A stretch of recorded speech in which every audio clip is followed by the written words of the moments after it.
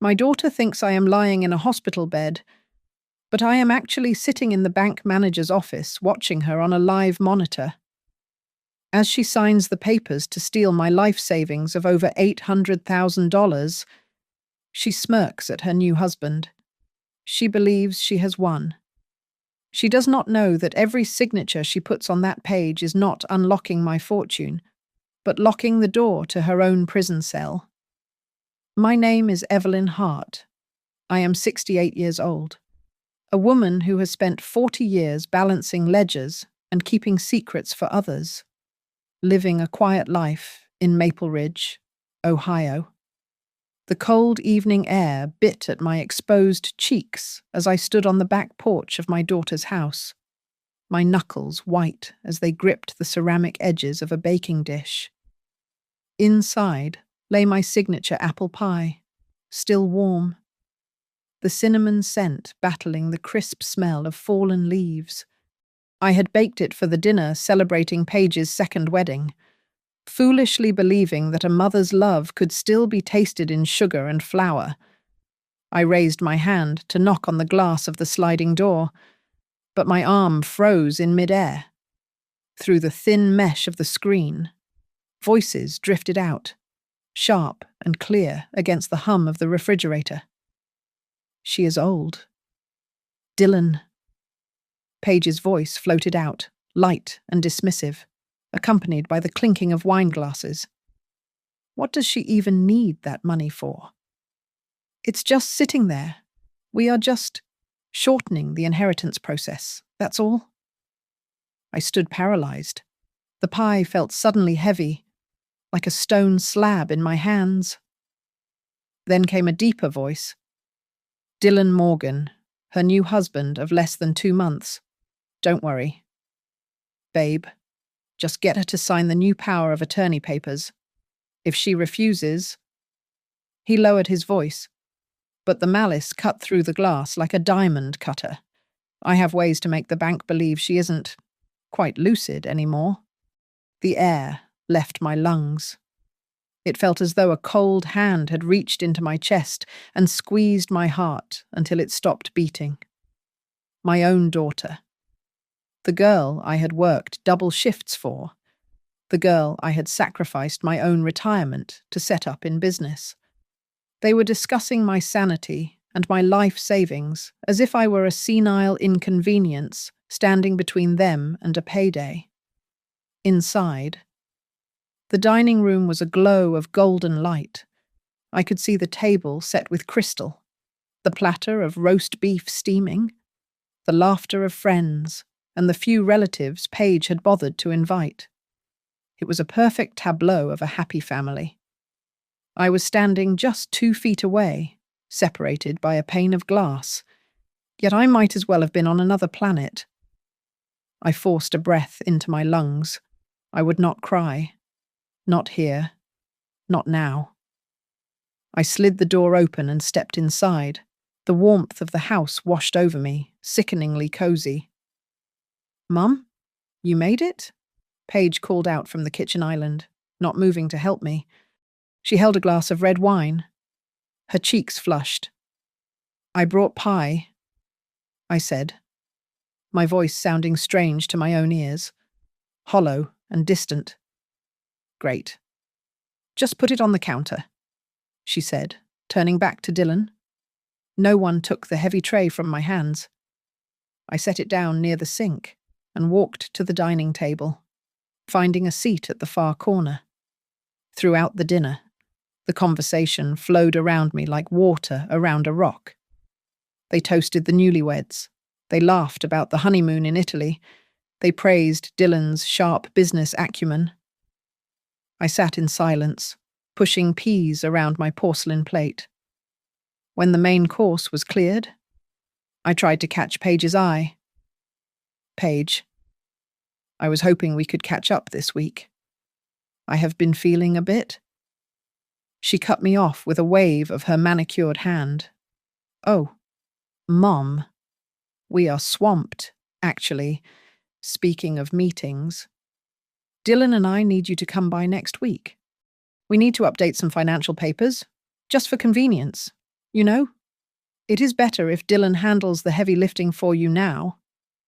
She did not look at me. She looked at Dylan, and they shared a small, conspiratorial smile. Of course, I said softly. For convenience. By 9 o'clock. The guests had moved to the living room for coffee and brandy. I found myself where I always ended up in the kitchen, standing over a sink full of dirty dishes. The warm, soapy water covered my hands, but it could not wash away the chill in my bones. From the other room, I heard Paige laugh a bright, carefree sound that used to make me smile. Now, it sounded like a weapon. I scrubbed a wine glass, watching the red stain vanish. They were in there celebrating their future, a future they intended to fund with the sweat and labor of my past. I rinsed the glass and set it on the drying rack. Clink. That was the last glass. I dried my hands on a towel. I walked out the side door without saying goodbye. The drive back to my small house on Briar Lane was quiet. Snow had started to fall, dusting the windshield with white powder. I turned on the radio to break the silence. A news anchor's voice filled the car. Reports of scams targeting the elderly are up by 20% this quarter, with family members often being the primary perpetrators. I reached out and clicked the radio off. The silence rushed back in, heavy and absolute. I looked up into the rearview mirror. The woman staring back at me looked tired. Yes, her skin was wrinkled, her hair grey, but the eyes were different. The soft, yielding look of a mother who would give anything for her child was gone. In its place was something cold, hard, and terrifyingly clear. I was not the victim they thought they had trapped. I was the storm they never saw coming. The silence of my bungalow on Briar Lane hit me the moment I stepped through the front door. I locked the deadbolt behind me, a habit formed over 40 years of living alone, or mostly alone. This house was small. The carpets were worn, and the paint in the hallway was fading, but it was mine. I had paid for every brick and beam with 4 decades of staring at spreadsheets at Northwest Meridian Analytics, ensuring other people's numbers balanced, while my own life slowly tipped into the red. I walked into the bedroom and sat on the edge of the mattress without taking off my coat. The darkness of the room felt safer than the light. My mind drifted back, not to the cruelty I had just heard at the party, but to the years that paved the road to this moment. I was 40 years old when my husband died, leaving me with a mortgage, a broken heart, and a teenage daughter who needed more than I could give. I became a machine. I remembered nights sitting at the kitchen table, the only light coming from a small desk lamp, clipping coupons until my fingers were stained with cheap ink. I stopped buying new clothes. I wore the same winter coat for 12 years so that Paige could attend a private university that cost more per semester than I made in a year. I could still see the images of those tuition checks clearly in my mind. $12,000 here, $15,000 there. I remembered falling asleep with my face pressed against the ledger, my glasses leaving red marks on the bridge of my nose. Waking up with a start because I had dreamt I missed a payment. I had built my entire existence around her potential. I thought I was planting seeds for a mighty oak, but I was just digging a hole for myself. When Paige graduated, she did not want a corporate job. She wanted to open a luxury spa. I did not hesitate. I withdrew nearly 70% of my retirement savings to fund the lease and equipment for Aurora Bloom Studio. "Mum, are you sure?" she had asked then, her eyes wide. "This is a start." "Paige," I had told her, squeezing her hand. "It is not a debt. It is your foundation. The foundation cracked within 2 years. The spa failed. Paige divorced her first husband and moved back into this very room. I did not scold her. I quietly paid off the credit card debt she had racked up trying to save the sinking business. I told myself it was just a rough patch. I told myself that is what mothers do. Then came Dylan. He appeared 6 months ago, wearing a suit that was too shiny and a smile that did not quite reach his eyes. He introduced himself as a freelance financial advisor. At first, I tried to open my heart. I thought that perhaps Paige had finally found someone who understood the value of $1. But the accountant in me, the woman who had spent 40 years spotting irregularities in data at Northwest Meridian Analytics, felt a prickle of unease every time he spoke. I remembered a conversation from 3 weeks ago. Dylan had sat at my kitchen table, tapping a pen against a notepad. "Evelyn," he had said, his voice smooth like oil. "You have these scattered accounts. It is inefficient. If you move your liquid assets into a joint portfolio with Paige and me, I can optimize the yield. We could get you returns of 8 or 9%. I had stared at him, my coffee cup warm in my hands. "I prefer to keep things separate. Dylan. I am old-fashioned that way." His smile had faltered for a fraction of a second. "Of course. I just want to make sure you are protected. The market is volatile for a retiree managing things alone." I had refused, politely but firmly. I thought I was just being cautious. I did not realize I was fending off a scouting mission. I stood up and knelt on the carpet.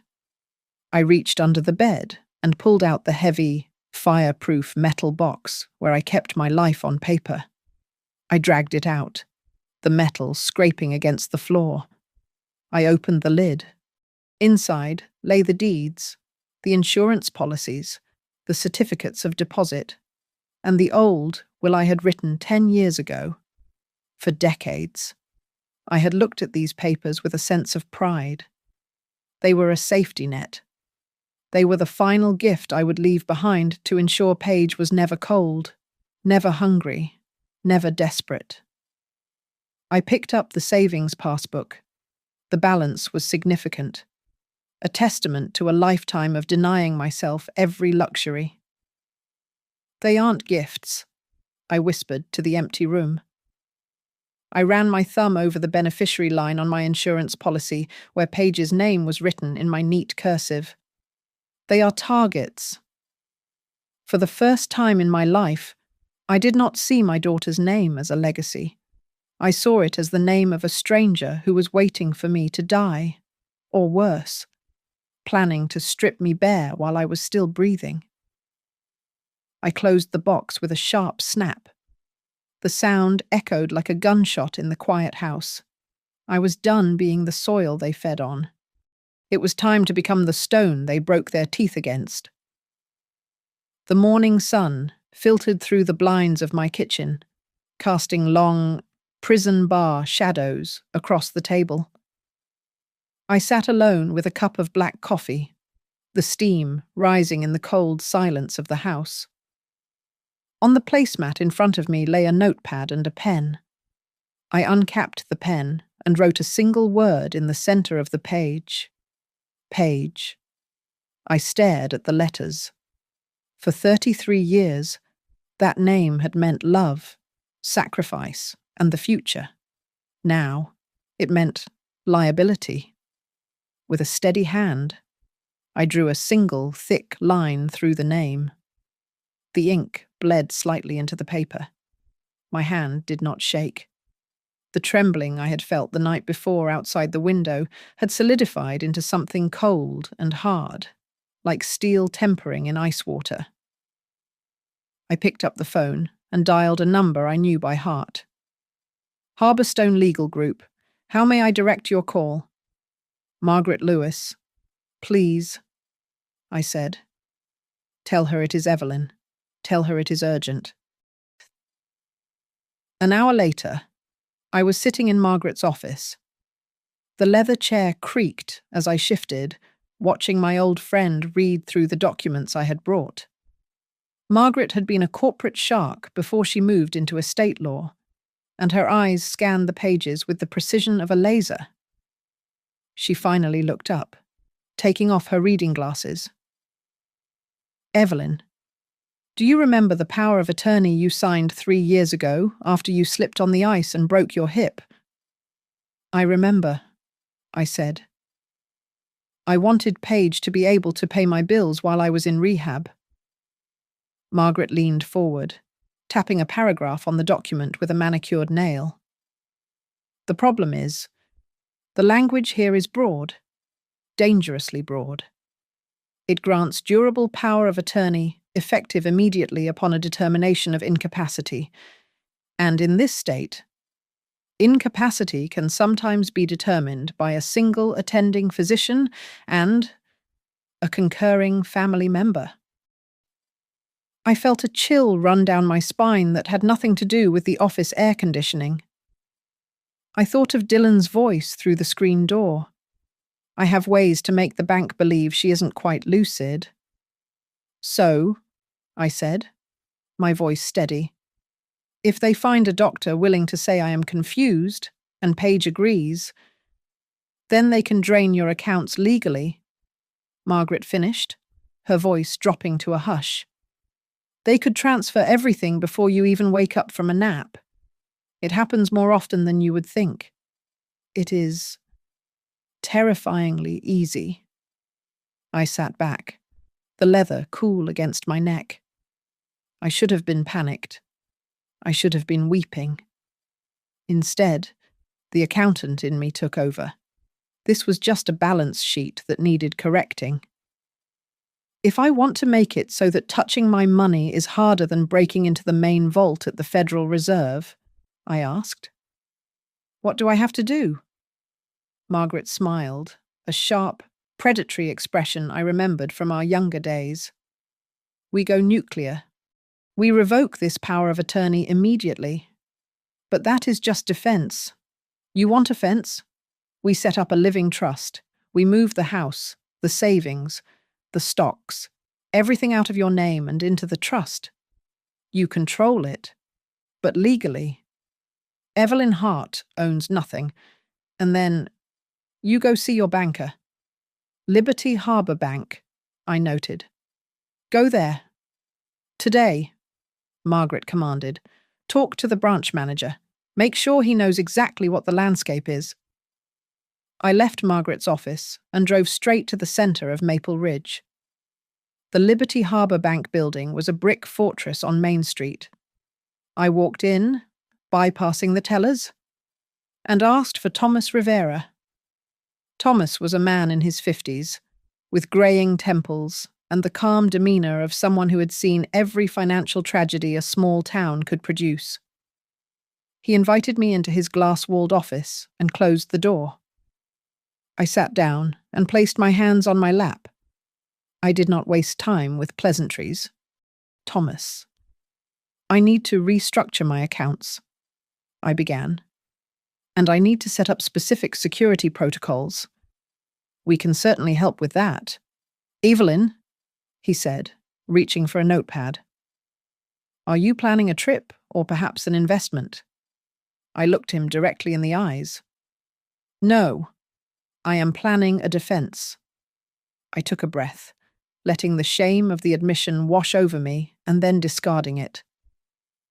I want to assume the worst-case scenario. I want to assume that my daughter and her new husband will attempt to empty my accounts. I want to assume they will try to use my age and my health against me. Can you help me prepare for that day? Thomas stopped writing. He put his pen down slowly. The ambient noise of the bank, the counting machines, the murmuring tellers seemed to fade away. He looked at me for a long time, searching my face for any sign of hesitation. I have been in banking for 25 years, Thomas said quietly. I have seen children steal from parents.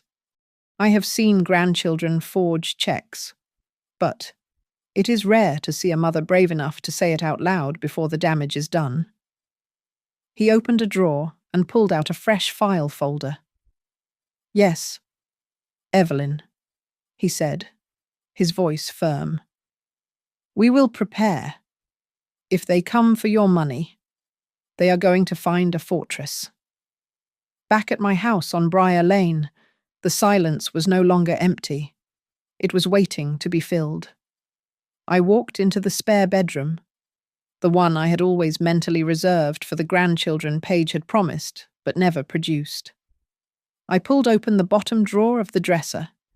Inside lay a small mountain of soft cotton onesies bought on sale, picture books about brave rabbits, and a plush bear I had named Barnaby.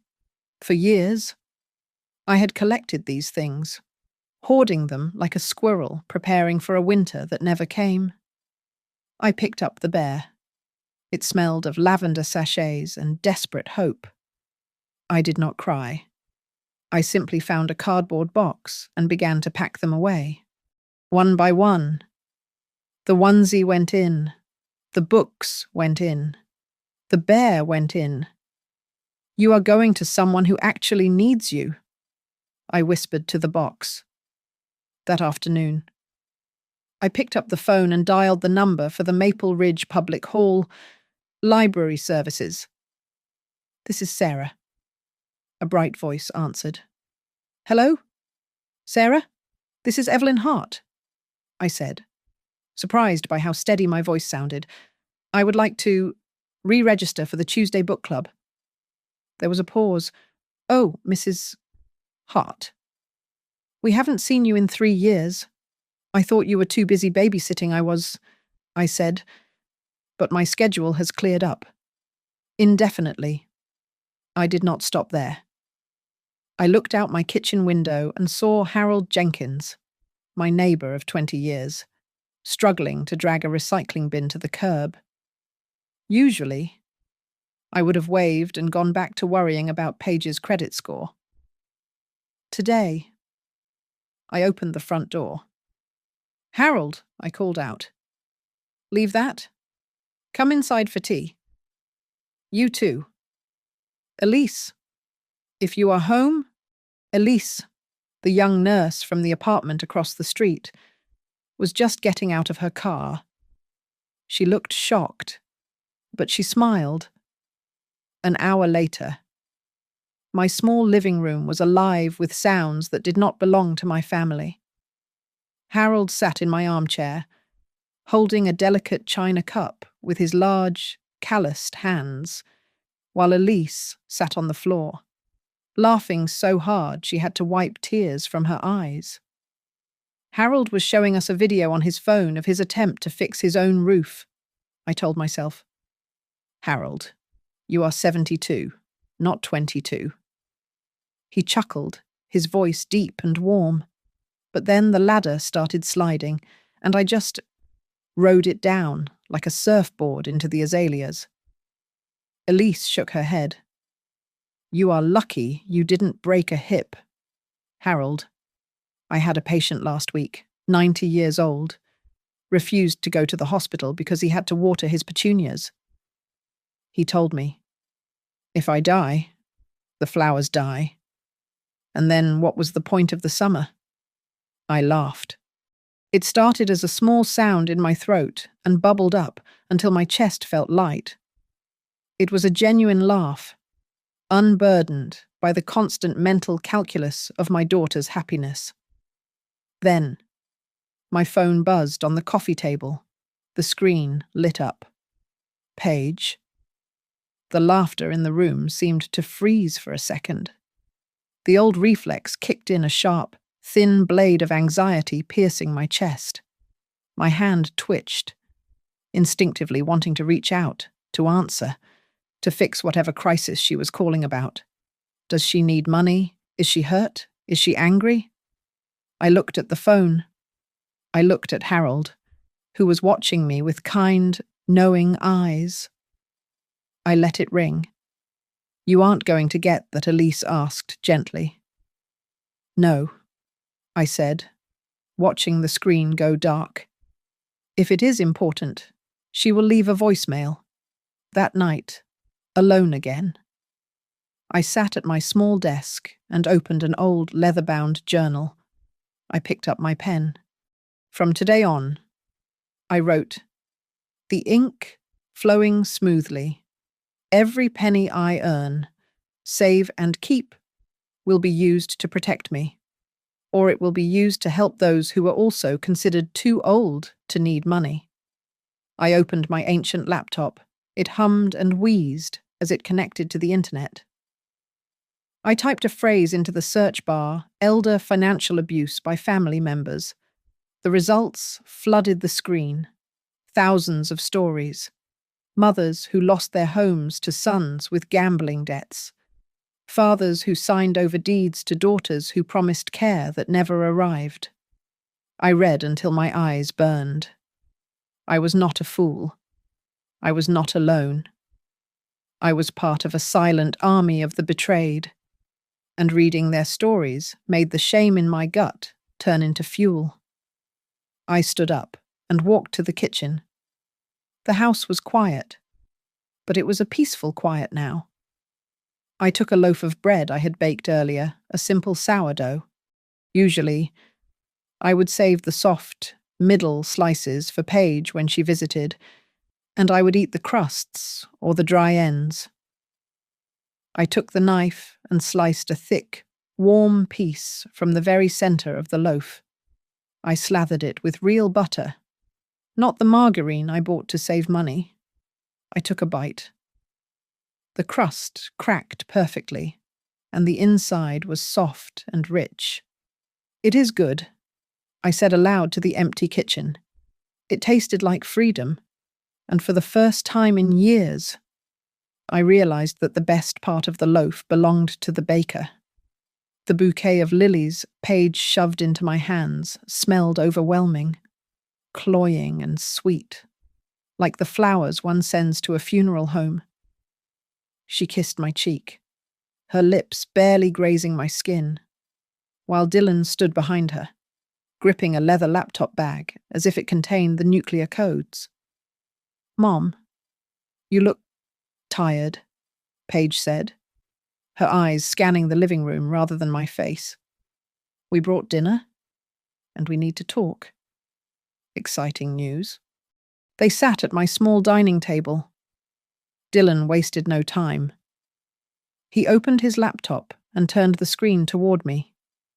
It displayed a picture of a sprawling, modern mansion with floor-to-ceiling windows.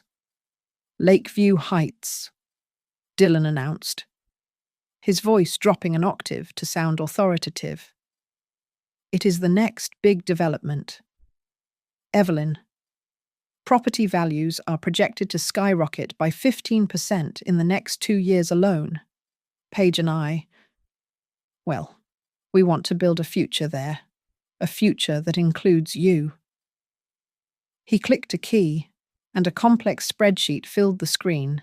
Rows of numbers, projected returns, and compound interest rates flashed before my eyes. If you liquidate your current holdings savings, the bonds, even the equity in this house, and transfer them into our joint investment portfolio, Dylan said, tapping the screen, we can double your net worth in 5 years. You do not want your money sitting dead in a low-interest savings account, do you? It is losing value against inflation every single day. I stared at the numbers. They were optimistic to the point of delusion. Paige reached across the table and covered my hand with hers. Her palm was damp. Mom, listen, I am only thinking about you. If something happens to you, God forbid, Dylan and I would have to run around getting court orders to access funds for your hospital bills. It would be a nightmare. If we consolidate everything now, it is safe. We can take care of you. I pulled my hand back slowly and picked up my reading glasses. I looked at Dylan. This joint portfolio, I said, my voice flat and professional. What is the management fee structure? Is there a penalty for early withdrawal? And most importantly, if the primary account holder, which would be you, Dylan, according to this, header files for bankruptcy or gets sued? Is my capital protected from your creditors? Dylan blinked. He cleared his throat. Well, the fees are nominal, standard industry rates. And regarding creditors, that is highly unlikely. It is a simple question. Dylan, I interrupted, is my name on the deed of the trust, or am I merely a silent beneficiary with no signatory power? He shifted in his chair. Evelyn, you are getting bogged down in technicalities. The point is trust. Exactly, I said. I took off my glasses and set them on the table. That is why I went to see my lawyer yesterday. I have adjusted my power of attorney. As of this morning, no one but me can authorize a transaction over $100 from my Liberty Harbor accounts. Not you. Not Paige. The room went silent. The hum of the refrigerator seemed deafening. Paige stiffened, her face losing its practiced mask of concern. Excuse me. You revoked it. You do not trust me. I am protecting myself. Paige, I said calmly, you are controlling me. She shouted, slamming her hand on the table. That is what you have always done. You dangle money over my head like a carrot. Here is tuition, Paige, but you have to get good grades. Here is money for the spa, Paige, but don't waste it. Now this. After everything I have done for you, I let you live in my life, and you treat me like a thief. I paid for your life. Paige, I said, my voice rising just enough to cut through her hysteria. I paid for the tuition. I paid for the spa. I paid for the debts. And I never asked for a penny back. But I will not sign a blank check for your husband to gamble with. Dylan stood up. His charm had evaporated, replaced by a cold, sharp anger that made him look much older. You are making a mistake. Evelyn, he said, his voice low. If you refuse to cooperate, do not blame us when we have to find other avenues.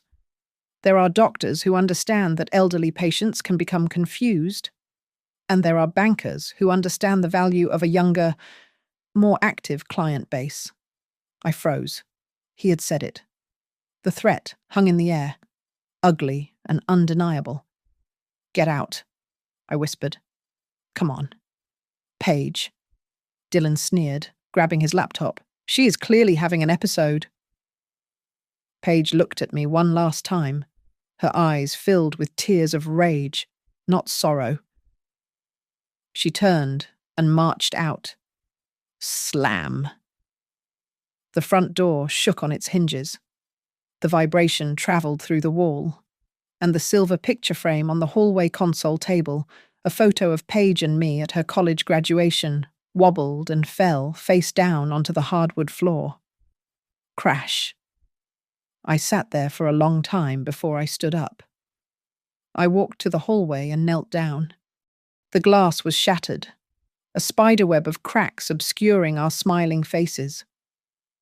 I carefully picked up the frame. I unlatched the back and slid the photo out. I used my thumb to brush a shard of glass dust off the image of my own face. I walked to the kitchen and dropped the broken frame into the trash can. It landed with a final thud. Then, I walked to the drawer where I kept my important papers, and I slid the photo, just the photo, unprotected and bare inside. I kept the memory. I threw away the illusion that held it together. The next morning, I walked back into Liberty Harbor Bank, but I did not feel like a customer. I felt like an architect inspecting a building site. Margaret was by my side, her briefcase heavy with documents that were sharper than any knife. We bypassed the teller line and went straight to Thomas Rivera's office. The blinds were drawn. The door was locked behind us. This was not a banking consultation. It was a war room. We sat around Thomas's computer monitor, the blue light reflecting on our faces. "All right, Evelyn," Thomas said, his fingers hovering over the keyboard. "We are going to build a maze. If they want your money, they are going to have to walk through fire to get it." Thomas explained the strategy. It was a financial honeypot. We created a structure of two distinct layers. On the surface, visible to anyone with a standard inquiry or a stolen password, was the decoy account. "We will leave about $55,000 in this checking account," Thomas said, typing rapidly. "It is enough to look like a substantial robbery target, but it is not your life's blood. The rest, the real bulk of your savings, the bonds, the proceeds from the house equity is being moved right now into the new irrevocable trust. The Silver Haven Foundation," Margaret added, sliding a document across the desk for me to sign. Thomas nodded. "Exactly. But here is the trap. I am tagging the decoy account with a level 4 security alert. If anyone tries to move more than $500 out of that account using a power of attorney, or via a wire transfer initiated by a third party, the system does not just decline it." He pressed a final key with a satisfying click. "It freezes the transaction." Thomas continued, his voice low and serious. "It flags it as pending compliance review.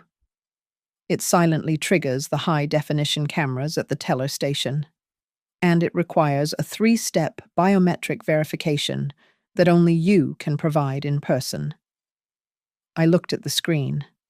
It looked like a normal bank ledger, but I knew it was now a minefield. Margaret opened her file. "I have finished the legal firewall. Evelyn, I am filing the revocation of your old power of attorney with the county clerk today, but we are going a step further. I have updated your living will. If anyone challenges your mental capacity, this document now mandates that you must be evaluated by 2 independent specialists appointed by the court, not just one doctor they found in a phone book." I nodded, feeling a grim satisfaction. "Good. But I want one more thing." Thomas and Margaret looked at me. "If Paige and Dylan try to use the old papers," I said, my voice steady, "or if they try to forge new ones, I do not want you to just stop them. I want everything recorded, every signature they fake, every lie they tell the teller. I want it all saved." Thomas raised an eyebrow. "Why?" he asked gently. "Because," I said, taking a breath to steady the tremor in my hands, "I am not the only old woman in this town who has a daughter that thinks she is entitled to an early inheritance. If they do this to me, I want a record. I want to protect the next mother they might target." Thomas looked at me for a long moment, and then he nodded slowly. There was a new respect in his eyes. "Consider it done," Thomas said. "I will brief the head tellers at the main branch. Any transaction involving your account must be done at counter 4. That is where we have the 4K resolution camera and the best microphone. We will tell your daughter that due to the system update, all power of attorney transactions must be done in person at that specific counter." "So now," Margaret said, closing her briefcase, "we act. You have to be the bait, Evelyn. You have to let them think you are confused. You have to let them think you are scared.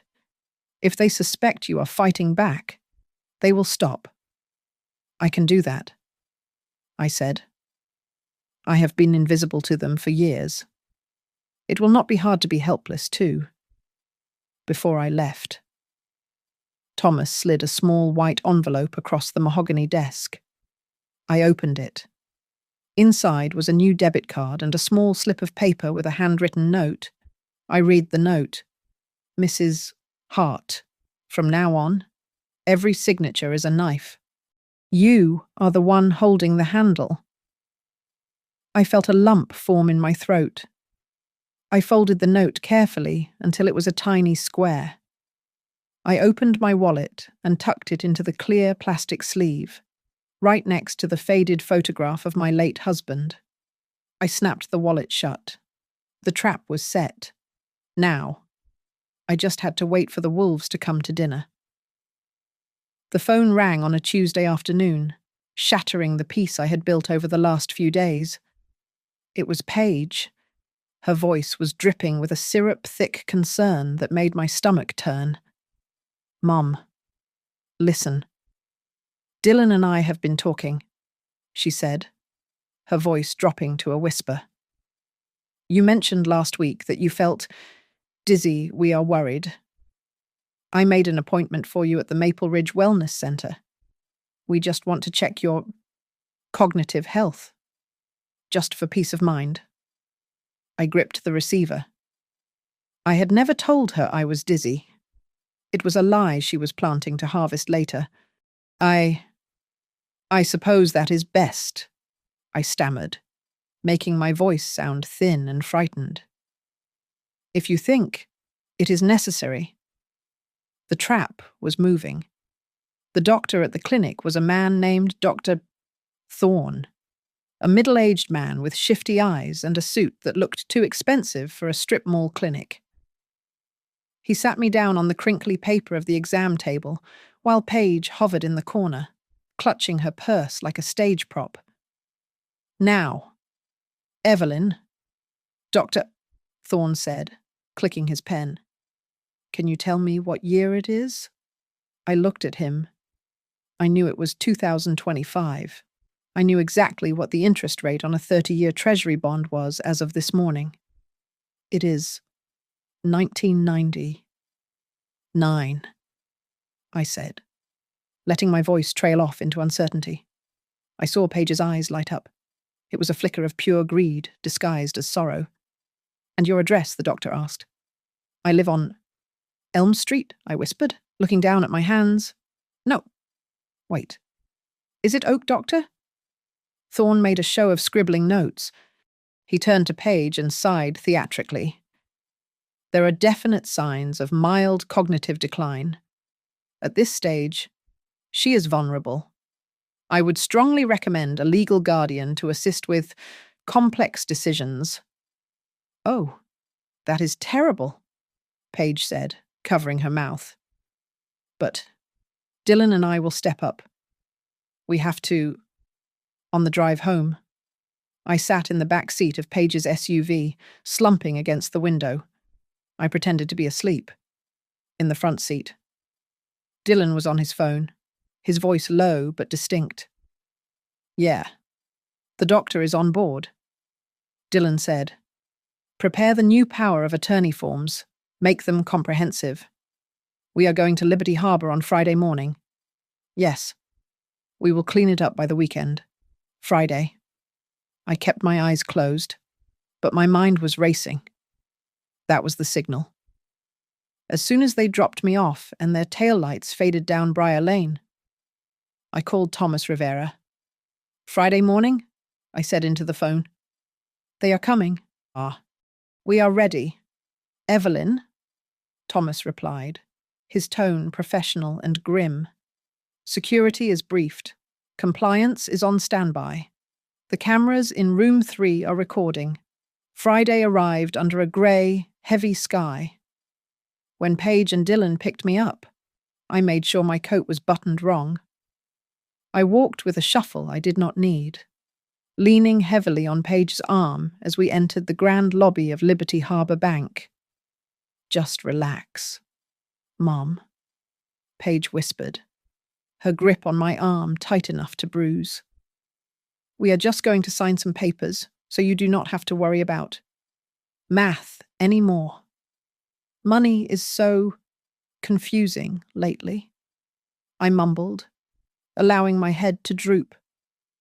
Dylan strode up to the main desk, radiating the arrogance of a man who thinks he has already won. He placed the doctor's note on the marble counter with a slap. "We need to speak to a manager regarding a transfer of assets," Dylan said loudly. "My mother-in-law here is, unfortunately, no longer capable of managing her own affairs. We have medical documentation and need to execute a new power of attorney." The teller, a young woman who had been briefed by Thomas, nodded solemnly. "I understand, sir. Given the sensitivity of the amount, Mr. Rivera has asked to handle this personally. Please, follow me to the private conference room." She led us into the glass-walled room at the back. Thomas was waiting there, standing next to a severe-looking woman in a dark suit, the bank's compliance officer, Mr. Morgan. "Mrs. Morgan," Thomas said, gesturing to the chairs. "And Mrs. Hart, please, sit down." Dylan did not even look at Thomas. He pulled a sheaf of documents from his briefcase. "We have our own forms, prepared by our legal team. We just need her signature and your notarization to transfer the portfolio to our management." Thomas smiled, a polite, razor-thin expression. "Actually, Mr. Morgan, for a transfer of this magnitude involving a senior client with health concerns, bank policy requires us to use our internal documentation first. It logs the intent of the parties. Standard procedure." Thomas slid a stack of papers across the table toward Dylan. "If you could just sign here, here, and here," Thomas said, pointing to the lines. "This confirms you are acting as the primary agents for Mrs. Hart's accounts based on the medical evidence you provided." Dylan grinned. He uncapped his expensive fountain pen. He did not read the fine print. He did not see the codes at the bottom of the page that identified these not as transfer forms, but as affidavits of attempted control and behavioral evidence logs. "Finally," Dylan muttered. I watched him. I watched the ink flow from his pen onto the paper. He thought he was signing a check for $1 million. He did not know he was signing a confession that was being digitized in real time and sent directly to the state's Financial Crimes Division. "Just sign right there, Dylan," I thought, my heart pounding a steady rhythm against my ribs. "Sign your life away." Dylan capped the expensive fountain pen with a decisive click, the sound echoing in the silent conference room. He pushed the stack of signed documents toward Thomas, his posture relaxing into a slouch of arrogant victory. "So, that is it, then?" Dylan asked, checking his watch. "I can execute trades on my mother-in-law's behalf immediately. We have some time-sensitive portfolio adjustments to make before the market closes."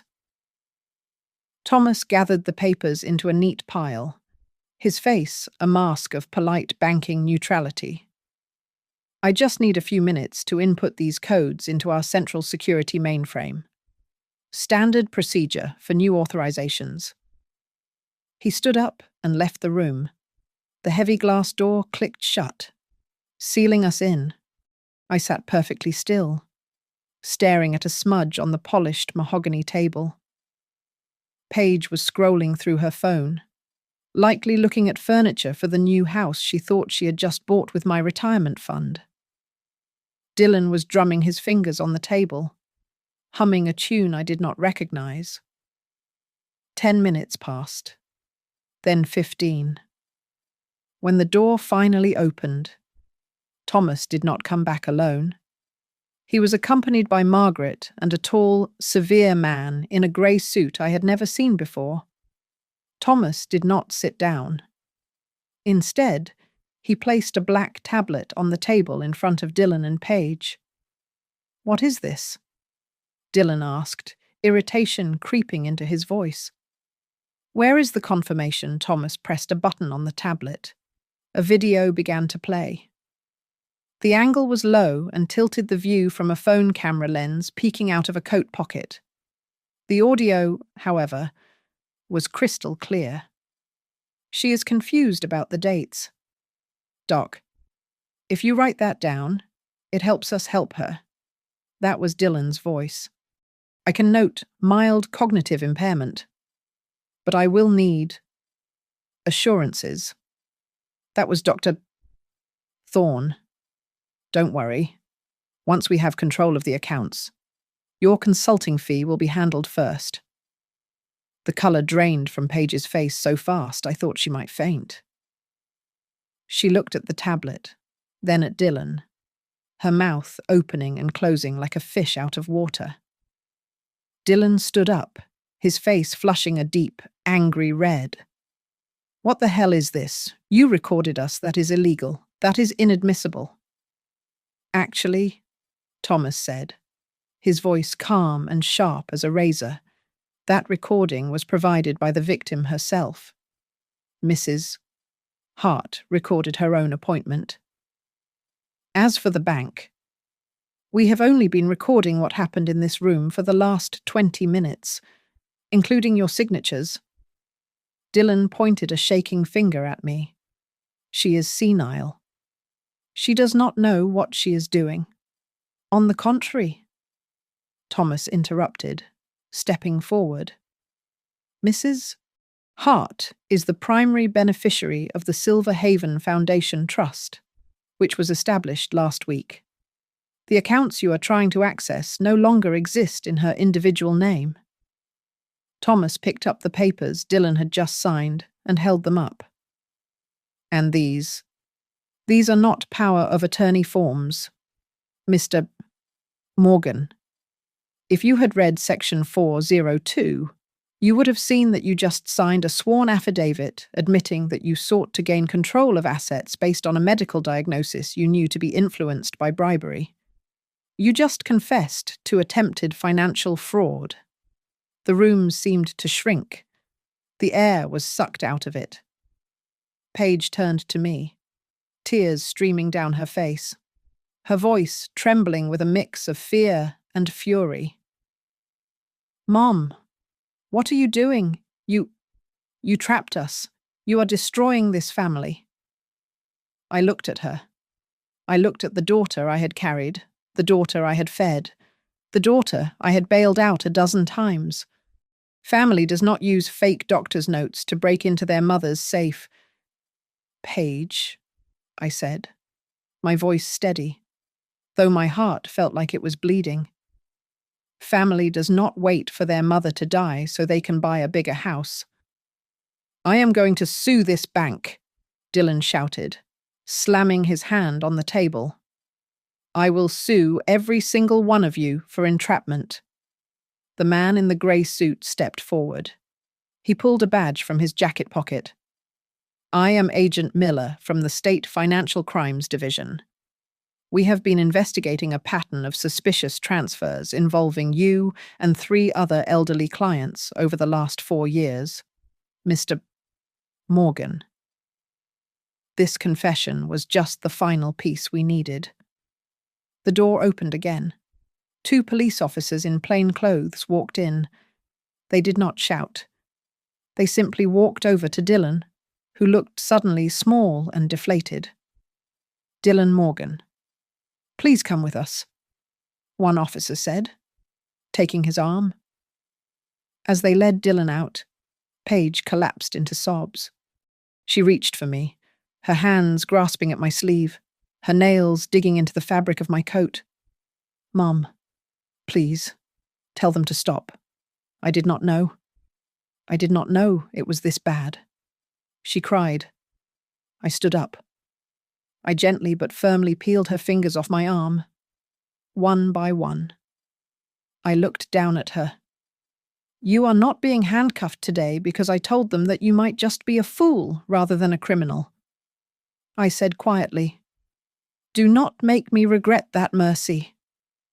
I turned and walked toward the door, leaving her weeping at the table, the shattered pieces of her greed scattered around her like broken glass. 3 weeks later, The silence in my life was no longer empty. It was heavy with the debris of a storm that had finally passed. Dylan was formally indicted on charges of elder financial abuse, forgery, and coercion. The Maple Ridge Chronicle ran a short story on page 4. It did not print my name, but in a town this size, anonymity was a myth. Everyone knew that the new husband of the owner of Aurora Bloom's studio had been caught trying to rob his mother-in-law blind. The fallout for Paige was swift and brutal. The spa, already struggling, had to close its doors temporarily as clients cancelled their appointments in droves. My phone rang constantly. Sometimes it was Paige screaming in rage, blaming me for humiliating her. Other times, it was Paige sobbing, leaving long, jagged voicemails begging for forgiveness. I listened to every single one, my finger hovering over the call button, but I never pressed it. I let the messages pile up in the digital dark, waiting for the shaking in my own hands to stop. I decided I could not stay in the house on Briar Lane. It was too full of ghosts and the echoes of a daughter I thought I knew.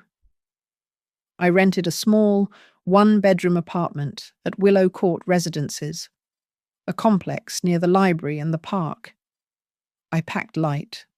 I took my clothes, the tea set my mother gave me, the thick file folder regarding the trust, and a small, prickly cactus that Elise had given me as a moving gift. "It is tough, just like you," she had told me, hugging me goodbye. Life at Willow Court was different. It had a rhythm that belonged only to me. In the mornings, I walked the perimeter of the park with Harold, who drove over twice a week just to check on me. In the afternoons, I took a gentle yoga class for seniors. In the evenings, I sat on my small balcony, drinking tea and reading, or talking to Elise on the phone about her hospital shifts. For the first time in 40 years, my money was doing something other than plugging holes in Paige's life. I sat at my new kitchen table and wrote a check from the trust account. It was a donation to the Silver Haven Foundation, a fund dedicated to providing free legal counsel to elderly victims of financial fraud. Writing that amount, $5,000, felt strange. Usually, spending money made me feel anxious or resentful. This time, as I slid the check into the envelope, I felt a lightness in my chest. It was the first time my money had gone out into the world without conditions or guilt attached. Then came the Tuesday evening when the shouting started. I was watering the cactus on the balcony when I heard her, "Mum, Mum, please, I know you are up there." I looked down. Paige was standing in the parking lot, looking disheveled.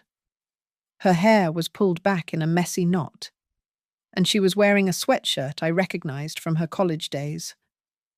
"Mum, I have no one else. I am scared." Her voice cracked on the last word. My heart twisted hard, a physical pain that nearly doubled me over. I remembered her at 5 years old, scared of the dark. I remembered her at 16, scared of a driving test. My instinct, honed over decades, was to run down, open the door, and fix it. I gripped the cold metal railing of the balcony. I closed my eyes and breathed in the cool night air. Then, I turned and walked to the elevator. I met her outside, but I did not invite her in. I did not hug her. I pointed to a concrete bench near the edge of the complex's small garden. "Sit," I said. We sat, with a foot of space between us. Paige was crying, wiping her nose on her sleeve. "I didn't know he was going to go that far," she sobbed. I thought he just wanted to invest it better. I knew he was aggressive with money, but I didn't think he was a criminal. "You knew he was cutting corners." "Paige," I said. my voice low and even. You knew he was trying to declare me incompetent. You were sitting right there in the doctor's office. She looked down at her sneakers. I was just tired. Mom. I was tired of the spa failing. I was tired of looking at the bills. I was tired of being the one who didn't have the big house or the nice car. I just wanted ease. I thought if we had the money, everything would finally be easy. I looked at her. Really looked at her. I saw the exhaustion. Yes. But I also saw the entitlement that I had watered and fed for 30 years. Being broke is hard, I said. I know that better than you ever will because I protected you from it. But Paige, lacking money is not as scary as lacking character. She flinched as if I had slapped her. You chose Dylan, I continued, staring straight ahead at the streetlight flickering in the distance. You did not choose him because you were poor. You chose him because you thought I would always be a wallet that never locked. You thought you were entitled to what I earned. You were wrong. Paige turned to me, her eyes wide and desperate. So what, you are just going to leave me? I have nothing. Mom, the lawyers are taking everything. I stood up. The wind was picking up, chilling my skin. But I felt warm inside. If you want to change your life, Paige, you have to do it yourself, I said, looking down at her. Go to school. Get a job that does not require my capital. Build something real. But I can't afford it, she wailed. Then figure it out. I said, I am not paying your tuition anymore. Not for school. And certainly not the tuition for learning how to be a decent human being. I turned my back on her tears and walked back toward the warm light of the apartment lobby, leaving her on the bench to face the dark, alone. 1 year had passed since the day the police took Dylan away in handcuffs. His name appeared briefly in the state news, cited as a prime example of a financial predator in a sentencing report that gave him 7 years in a minimum security facility. He was no longer a person to me. He was just a cautionary tale printed on recycled paper. Paige had changed too. She was no longer the owner of a boutique spa.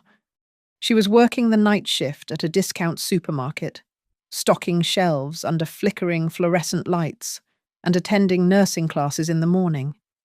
She was exhausted, grey-faced, and humbled by the weight of a life she finally had to carry on her own shoulders. On a crisp Tuesday morning, I received a letter from Liberty Harbour Bank. It was an invitation from Thomas Rivera to review the status of the trust and to see the results of a donation I had made.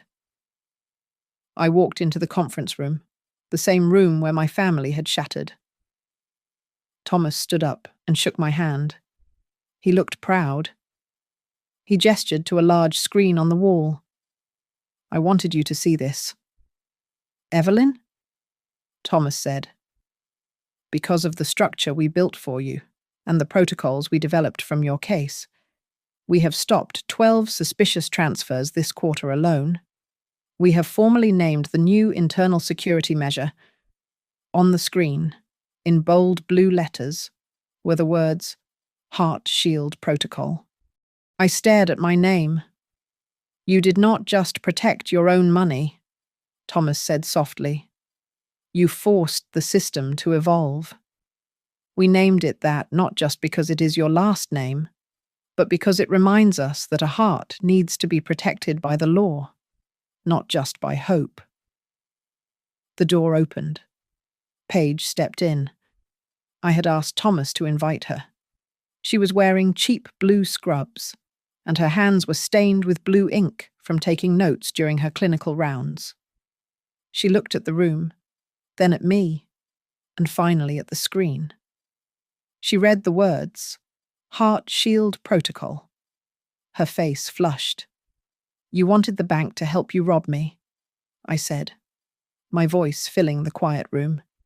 Today, you are standing in a bank that has learned how to protect people like me. Even from you. Paige swallowed hard. She looked down at her worn sneakers. Mom. I didn't think. I know. I interrupted. You never thought? You only wanted… I placed a folder on the table. I have kept a small portion of the funds in the trust, I announced, looking her in the eye. It is not for you to spend. It is not for a house. It is not for a car. Paige looked up, confusion clouding her eyes. It is managed strictly by the Silver Haven Foundation. I continued. If you complete your nursing degree, and if you commit no financial crimes for 5 years, the foundation will pay your student loans directly to the school. Not a penny goes to your pocket. If you fail, the money goes to charity. Paige stood frozen. She realized then that this was not revenge. Revenge would have been leaving her to drown. This was justice. It was a ladder. But she had to climb it herself, rung by painful rung. Thank you, she whispered, her voice cracking. She stepped forward as if to hug me, but I took a small step back. I was not ready. Perhaps I never would be. Go to work. Paige, I said. You have a long shift ahead of you.